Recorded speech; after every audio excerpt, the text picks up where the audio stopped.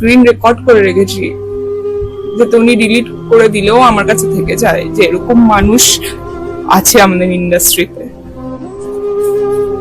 এই ভিডিওটা আমার কালকে পোস্ট করার কথা ছিল, বাট কাল ভিডিও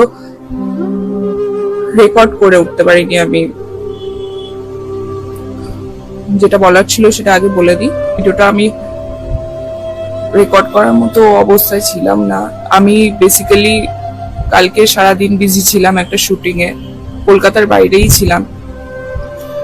তো সেখানে যখন প্যাক আপ হয় প্রায় সন্ধেবেলা আমি নিউজটা পাই। নিউজটা পেয়ে আমার হয় না, অনেক হয় না যে ফেক নিউজ ফরওয়ার্ড হয়ে যায়। আমি ওরকমই কিছু ভেবেছিলাম যে হয়তো ফেক নিউজ বা কিছু, বা হয়তো অ্যাক্সিডেন্ট হয়েছে। আমি 2-4 জনকে ফোন করি, তারাও কেউ বিশ্বাস করে উঠতে পারেনি। ইনফ্যাক্ট তারাও বলছে কি বলছিস, হতেই পারে না, বা এরকম কিছু, বা হয়তো অ্যাক্সিডেন্ট হয়েছে, হয়তো হসপিটালাইজড, হয়তো নিয়ে যাচ্ছে বা কিছু। তারপর নিউজটা পেতে প্রায় 1-1.5 ঘন্টা, মানে অফিসিয়ালি নিউজটা পেতে প্রায় 1-1.5 ঘন্টা দেরি হয়ে যায় বলতে পারো। এবং বাড়ি ফিরে এসে আমি ফেসবুকটা জাস্ট খুলতে পারছি না।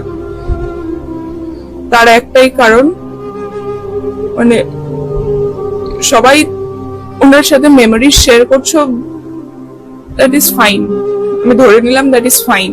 ছবি পোস্ট করছো, তার মেমোরি শেয়ার করছো, নিজেদের মুহূর্ত শেয়ার করছো, এভরিথিং ইজ ফাইন।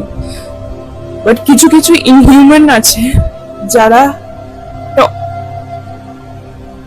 সেই ছবিটা আমি ডিসক্রাইবও করতে পারছি না, সেই ছবিটা কি করে শেয়ার করছো, এটা আমার জানা। আরো একজন সিনিয়র অ্যাক্টরকে দেখলাম, আমি সত্যি অবাক হয়ে যাচ্ছি যে এরকম ইন্ডাস্ট্রিতে আমি বিলং করি।